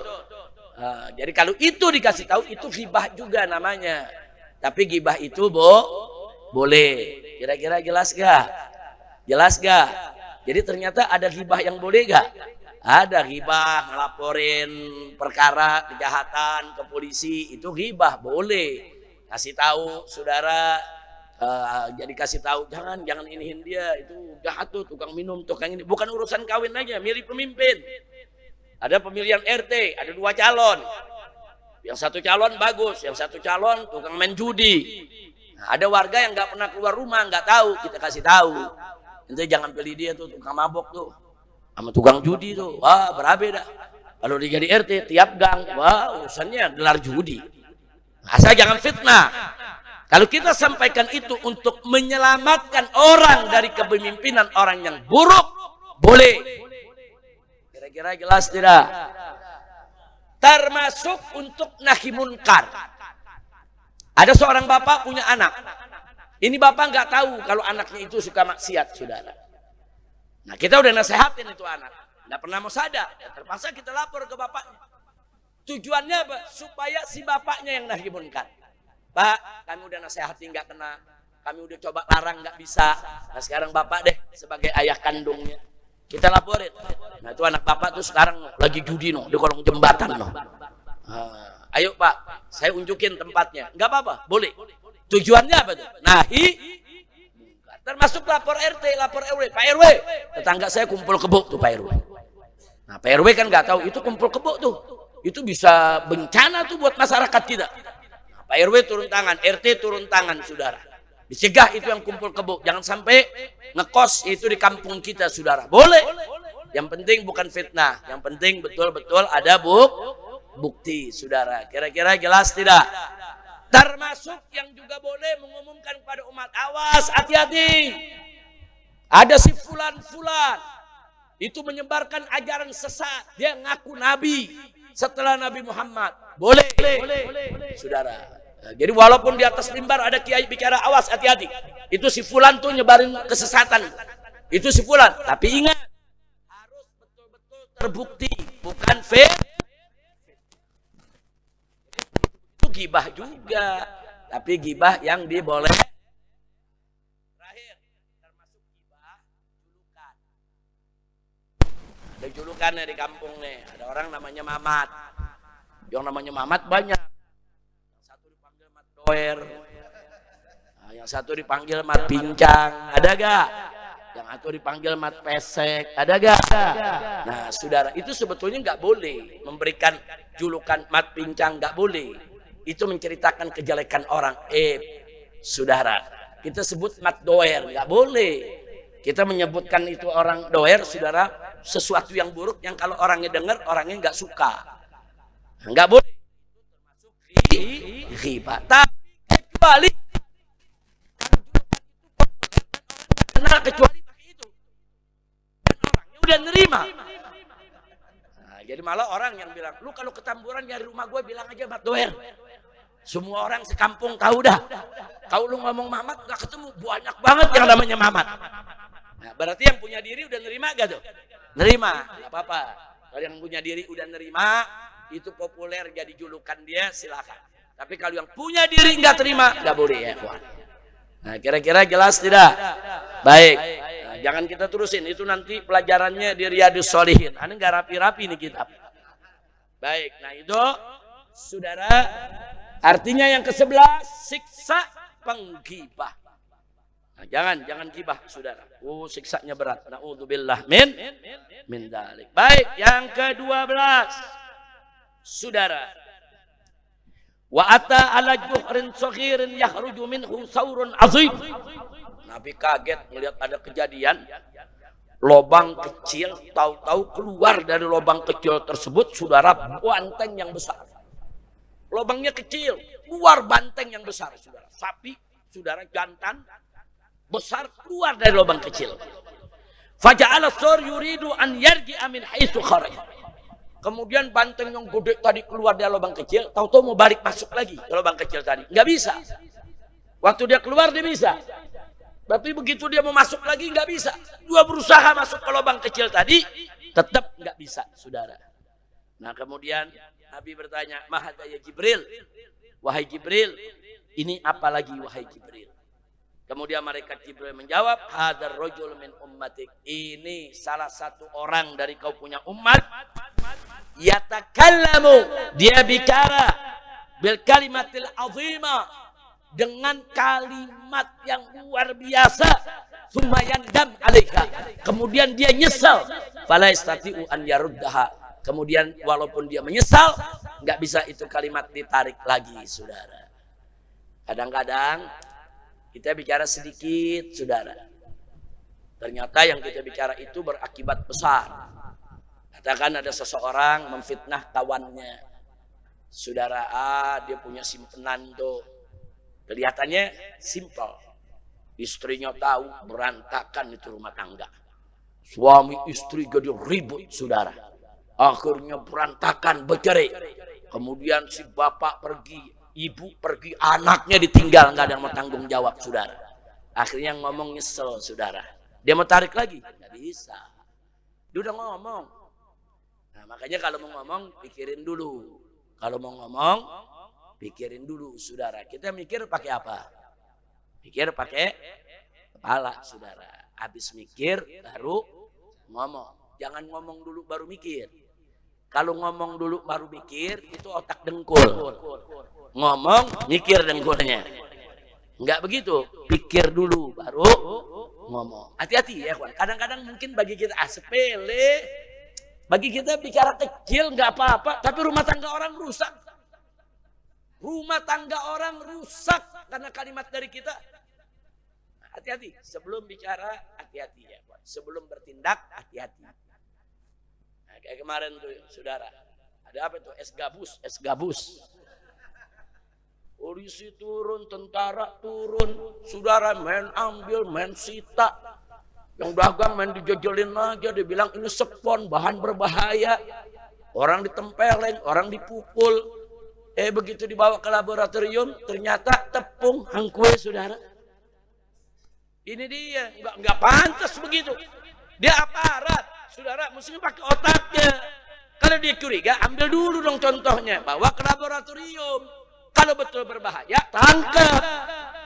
Saudara, nah, akhirnya sekarang begitu udah rame, kalang kabut. Minta maaf, ngasih motor. Kayaknya besok tukang es gabus minta motor semua tuh. Jangan. Itu akibat apa? Ucapan, perilaku harus dipikirkan. Kira-kira jelas tidak? Alhamdulillah. Yang keberapa sekarang? Tadi 12 itu tamsil, melontar ucapan. Jangan sembarangan. Nah, sekarang yang ke-13. Setelah itu saudara, akhirnya Nabi diajaklah oleh malaikat Jibril wa ata ala wadin. Nabi diajak ke satu lembah saudara, fawajada rihan thayyiban. Nah, di situ Nabi mendapatkan rihan thayyibatan baridatan, saudara. Angin yang sejuk, yang dingin, yang lembut, enak, saudara. Karihil misik. Nah, aromanya seperti aroma misik, minyak wangi, saudara, yang luar biasa. Wasama as-sautan. Kemudian Nabi dengar suara, saudara. Nah, kemudian Nabi bertanya kepada malaikat Jibril, "Ya Jibril, mahadza?" Wahai Jibril, ini apaan nih? Ini suara apa? Jadi wanginya luar biasa, saudara. Ada angin yang begitu sejuk, begitu sepoi-sepoi. Wanginya juga luar biasa dan ada suara. Nabi dengar ini ada suara. Suaranya juga menarik, saudara, menggugah, masuk ke dalam hati. Apa ini Jibril? Akhirnya dijawab oleh malaikat Jibril, hadza sautul jannah. Ini adalah suaranya surga. Kemudian Jibril mengatakan, takul. Surga itu tadi berkata, ya Muhammad. Apa dikatakan? Ya Rabb, wahai Tuhanku, i'tini, berikan segera kepadaku, bima wa'adtani, dari apa yang kau janjikan untukku. Faqad kasurat hurafi. Aku punya kamar udah banyak ini ya Rasulullah. Ya Allah. Surga ini bicara kepada Allah, ya Rabb, kasura ghurafi. Aku punya kamar ini udah banyak ini kamar. Nah, kemudian wastibraqi, begitu juga sutra tebalku, wahariri, dan sutra ini macam-macam. Ada istabraq, ada harir, ada sundus ya kawan. Ini semua macam-macam sutra. Ada sutra yang tebal, ada sutra yang sedang, ada sutra yang tipis, yang halus, saudara.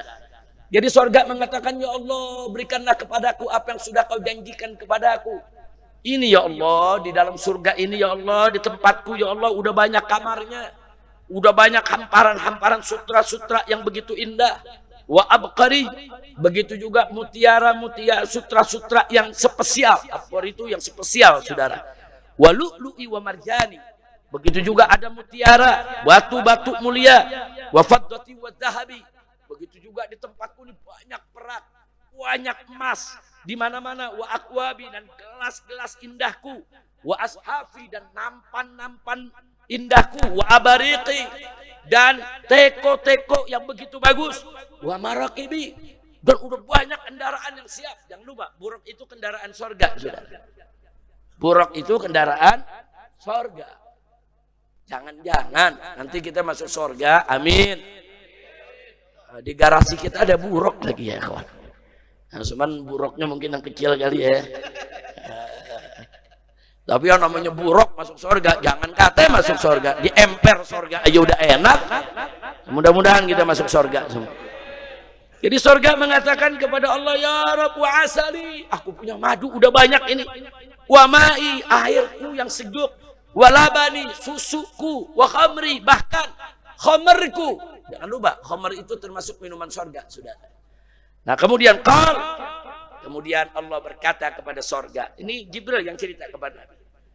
Allah berkata kepada surga, laki kullu muslimin wa muslimatin, untukmu wahai surga, setiap laki-laki muslim dan perempuan muslim, wa mu'minin wa mu'minatin, dan setiap laki-laki mukmin dan perempuan mukminah, wa man amana bi, dan setiap orang yang beriman kepadaku, wa bi rusuli, dan kepada rasul-rasulku, wa amilas salihat, dan melakukan amal soleh, walam yusrik bi, dan dia tidak mempersekutukan aku, walam yattakhidz min duni andada, dan dia tidak mengambil Tuhan selain aku.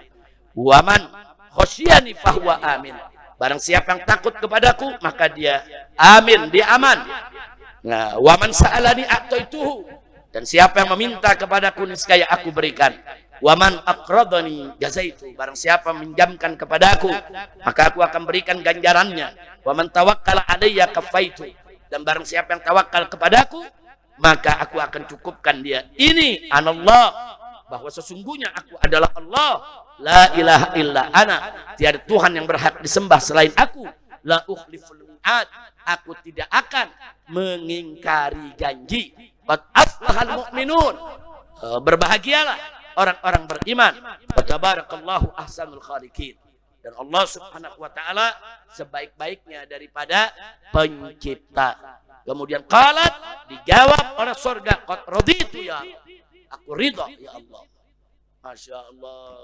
Tadi Allah katakan nanti yang masuk ke ente nih surga orang muslim muslimah, mukmin mukminah. Mudah-mudahan kita semua masuk. Amin ya rabbal alamin. Jadi ternyata Nabi mendengar suara surga. Yang ke-14 selanjutnya, saudara, wa ta'ala wadin, terus Nabi mampir lagi ke lembah yang lain. Fasami'a sautan munkiran wa wajada rihan muntina. Nah, Nabi dengar suara enggak enak. Suaranya enggak enak, baunya busuk, saudara. Nabi tanya, "Mahadza ya Jibril?" Apalagi ini ya Jibril? Jibril menjawab, "Hadza sautu jahannam." Ini adalah suara neraka. Kemudian Jibril mengatakan kepada Nabi, "Taqulu," neraka ini berkata, "Ya Muhammad, ya Rabbi, wahai Tuhanku, i'tini bima wa'adtani." Berikan kepadaku ya Allah apa yang sudah kau janjikan untukku. Faqad kasurat salasili, ini di tempatku ya Allah dalam neraka udah banyak rantai. Wa aqlali, udah banyak belenggu. Wa sa'iri, udah banyak lautan api.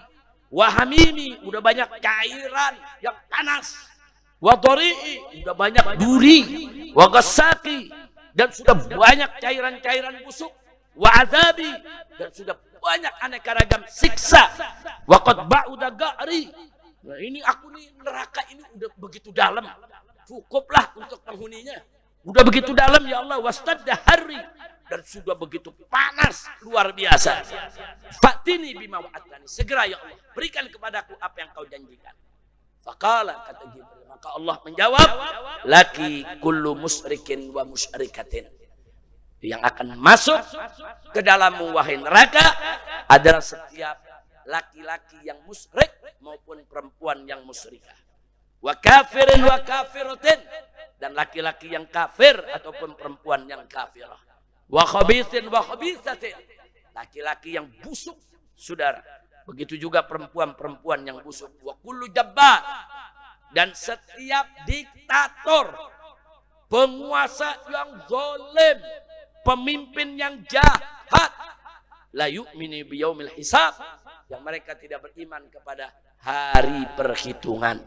Qalat, maka kemudian neraka menjawab, qad raditu ya Rabb, aku ridha dengan ketentuanmu. Na'udzubillah min dzalik. Jadi yang penghuni neraka udah Allah tetepin, ada musyrik, musyrikah, kafir, kafirah. Maka jaga iman kita. Jangan sampai ada di antara kita yang keluar dari agama Islam. Na'udzubillah min. Siap jaga iman. Nah, itulah yang ke-14, suara neraka. Baik. Kita kalau lihat dari tadi serem-serem itu saudara. Siksaannya luar biasa. Na'udzubillah. Kita berlindung kepada Allah. Ya Allah, salimna ya Rab, salimna ya Rab, salimna minan nar. Allahumma ajirna minan nar. Allahumma ajirna minan nar. Allahumma ajirna minan nari salimin. Amin ya rabbal alamin. Nah, baiklah ya ikhwan, inilah pemandangan gaib pertama yang disaksikan oleh Nabi dari 1 sampai 14, saudara. Nah, masih belum selesai. Nah, menjelang Nabi ingin sampai ke Masjidil Aqsa, saudara, Nabi melihat ada nenek-nenek. Dan Nabi mendengar ada 3 panggilan. Jadi Nabi melihat ada nenek-nenek dengan perhiasan yang luar biasa, saudara. Nenek-nenek udah tua. Nah, kemudian saudara, nah cerita soal nenek ini di Anwar Bahiyah tidak ada, saudara. Tapi itu ada di kitab Isra wa Mi'raj Ibn Hajar Al-Asqalani dan Isra wa Mi'raj Imam Suyuti, saudara. Nah, di Ibn Hajar ada di halaman 20, di Imam Suyuti ada di halaman 28, saudara. Nah, ini sebagai tambahan. Nabi bertanya, siapa nenek tersebut? Malaikat Jibril jawab, itulah umur bumi. Jadi umur bumi kita nih udah sama dengan nenek-nenek tadi. Berarti udah apa? Udah tua. Berarti kalau udah tua tinggal nunggu apa? Nunggu mati. Artinya bumi ini sudah terlalu tua, sudah nggak lama lagi. Ini merupakan akhir zaman. Karena Nabi kita memang Nabi akhir zaman, saudara. Jadi tanda awal akhir zaman adalah datangnya Nabi kita Muhammad SAW. Begitu Nabi lahir, berarti sudah dimulai awal waktu akhir zaman. Jadi kita ini sedang mengarah ke akhir zaman. Tanda-tandanya sudah banyak kita lihat, saudara. Nah, jadi Jibril menjawab, itu adalah bumi. Maksudnya usia dunia begitu. Nah, ini pelajaran buat kita. Jangan diuber. Uber dunia berarti uber nenek tua. Nah, berarti nanti kalau nguber dunia, nguber nenek, nah, nenek tua lu uber aja. Na'udzubillah min dzalik. Jangan, bumi ini nenek tua, enggak usah diuber. Yang mesti kita uber adalah akhirat, yaitu akhirat. Kemudian ada panggilan, Nabi dengar saudara. Panggilan dari kanan, ya Muhammad unzur ilayya. Muhammad, ayo dong lihat aku. Nabi enggak mau lihat, saudara. Kemudian dari yang kiri ada lagi panggilan, ya Muhammad unzur ilayya. Muhammad, sini lihat aku, sini dong, berhenti dulu. Terus dari belakangnya lagi ada yang panggil lagi, ya Muhammad, sini kemari. Saudara. Nah, jadi kalau yang tadi nenek tua, saudara. Nah, yang tadi saya cerita nenek tua, ya. Menunjukkan dunia yang sudah tua. Nah, kali ini yang panggil dari kanan kiri dan belakang. Ternyata yang di belakang nenek tua, tapi kali ini nenek tuanya, saudara, memakai aneka ragam perhiasan. Nabi enggak pegang. Kemudian Nabi tanya ke Jibril, ya Jibril, itu panggilan siapa? Kata malaikat Jibril, bagus ya Muhammad, kau tidak meladeni panggilan tersebut. Panggilan dari kananmu adalah panggilan Yahudi, Nidaul Yahud.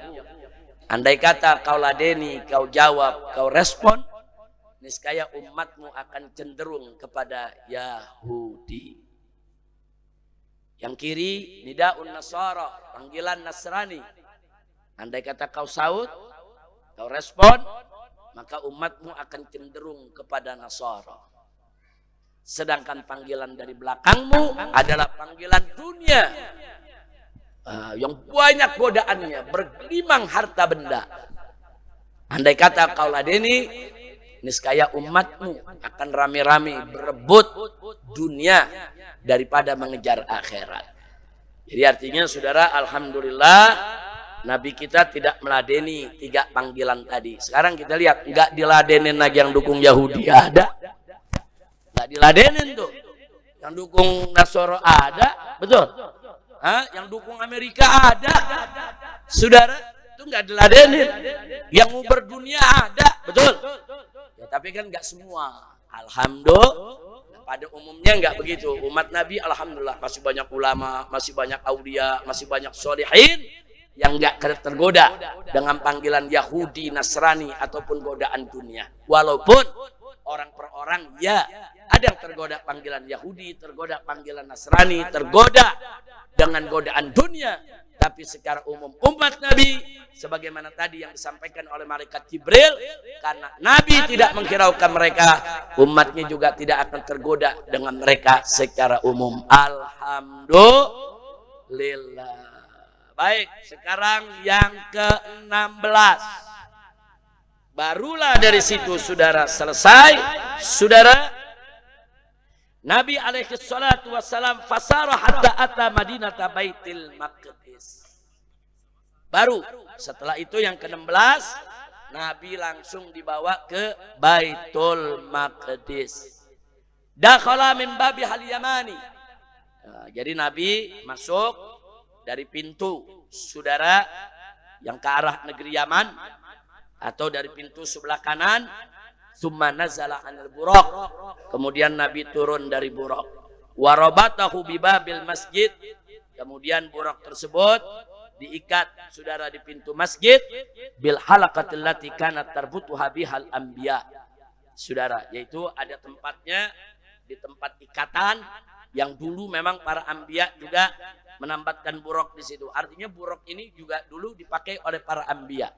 Buraq ini kendaraan surga yang dipakai oleh para anbiya, saudara. Termasuk Nabi kita Muhammad sallallahu alaihi wasallam. Jadi yang ke-16, Nabi mendatangi Baitul Maqdis. Nah, kemudian Jibril melubangi Sokhrah, batu yang besar dilubangi oleh Jibril, saudara. Wa fi riwayah anna Jibril alaihi salam atas Sokhrata fa wada'a asbu'ahu fiha fa harragaha. Ada batu besar di halaman Masjidil Aqsa, ditusuk sama malaikat Jibril dengan jarinya, bolong itu untuk menambat, mengikat daripada tali kekang, yaitu al-buraq, saudara.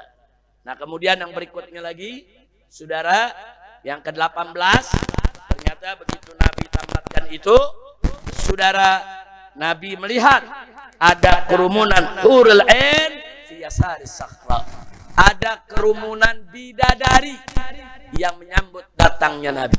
Alhamdulillah. Jadi Nabi sudah disambut bidadari dari sebelum ke surga, saudara. Luar biasa. Ada ulama, saudara. Ada ulama mimpi ketemu bidadari, saudara. Habis mimpi ketemu bidadari 3 bulan. Gak bisa makan, gak bisa minum. Istrinya dia nggak lihat. Orang tanya kenapa? Dia lihat satu keindahan yang nggak pernah dia lihat di muka bumi ini, saudara. Jadi begitu dia lihat, dia pengen nikmatin terus itu lihat, nggak mau makan, nggak mau minum. Masya Allah, berarti bidadari indah gitu. Indah tidak? Indah. Ini bukan cerita bohong. Mau bukti? Masuk surga dulu. Insya Tuh ulama baru ngimpinya gitu ketemu bidadari, saudara. Baru ngimpinya udah begitu, saudara. Baik. Nah, sekarang kita lanjutkan. Jadi ada serombongan bidadari di balik kiri Sokhrah, yaitu batu besar yang ada di halaman Masjidil Aqsa.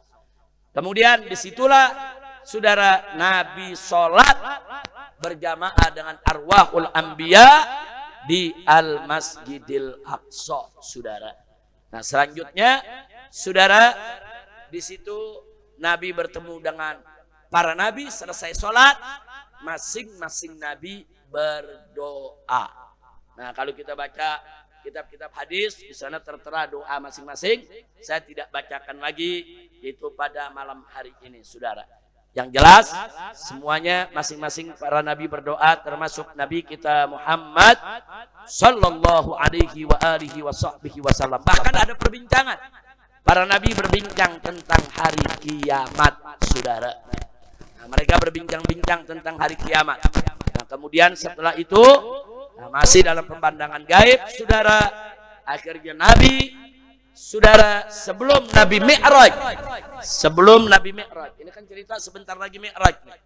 Nah, sebelum Nabi Mi'raj, Nabi ditawarkan antara susu dan khamar, saudara. Nah, kemudian di riwayat lain ada air putih juga, ada madu juga, tapi yang dipilih oleh Nabi adalah susu, saudara. Akhirnya Jibril mengatakan, bagus yang kau pilih susu ya Muhammad, artinya ikhtartal fitrah, engkau memilih fitrah kesucian. Nah itu semua terjadi saudara sebelum Nabi kita Mi'raj. Nah inilah perjalanan Isra. Kira-kira jelas tidak? Paham semua? Nah ini baru Isra-nya. Isra-nya aja udah berapa jam tuh kita?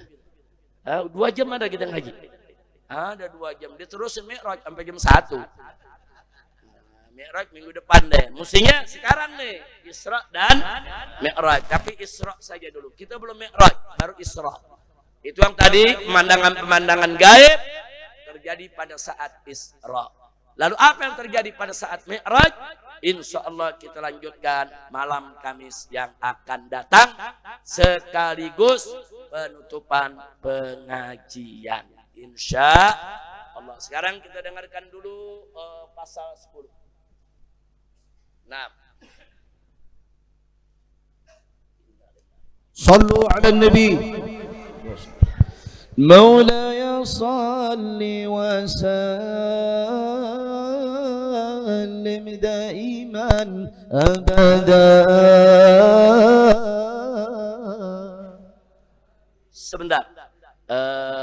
Sebentar, saya minta maaf. Lanjutkan saja pasal 10 langsung mahal qiyam. Saudara selesai. Nanti doa penutup Kiai Nur Zain. Saya punya paman Habib Hasan bin Alwi bin Zain Al-Attas yang dari pagi saya tunggu. Tadi pagi saya ke rumah sakit Angkatan Laut di Menhil. Tadi sore juga sebelum maghrib saya ke sana karena dari ruang ICU barusan ada kabar meninggal dunia. Nah, jadi Habib Hasan biasa dipanggil Ki Tatang, orang Petamburan kenal semua sama Habib Tatang. Nah, karena itu saya karena ada keluarga meninggal, saya harus ikut ngurus ke sana.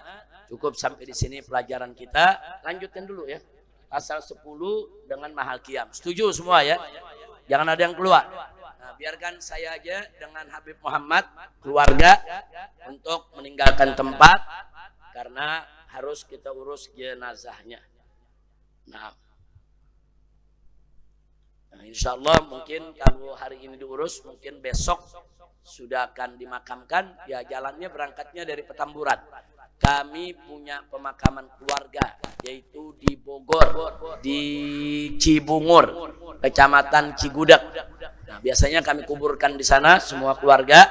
Nah, doakan aja biar semua upacara penguburannya lancar. Nanti kalau ada pengurus-pengurus yang mau ikut bisa kita siapkan kendaraannya. Mudah-mudahan itu saja. Hadani Allah wa iyyakum ila siratal mustaqim. Wassalamualaikum warahmatullahi wabarakatuh.